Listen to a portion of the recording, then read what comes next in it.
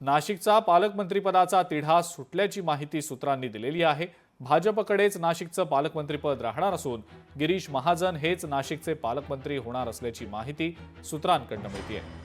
सिंहस्थ कुंभमेळ्याच्यामुळे नाशिकचं पालकमंत्रीपद अन्य कुणाला दिलं जाणार नाही अशी माहिती सूत्रांनी दिलेली आहे। एकीकडे नाशिकचा पालकमंत्रीपदाचा तिढा सुटल्याचं जरी बोललं जात असलं तरी रायगडच्या पालकमंत्रीपदाचा तिढा मात्र अजूनही कायम असल्याची माहिती सूत्रांनी दिलेली आहे। रायगडच्या पालकमंत्रीपदाचा जो पेच आहे तो एकनाथ शिंदे आणि अजित पवार यांनी एकत्रित बसून सोडवण्याचे आदेश जे आहेत ते भाजपच्या दिल्लीतल्या नेतृत्वाने दिल्याची माहिती सुद्धा सूत्रांनी दिली आहे।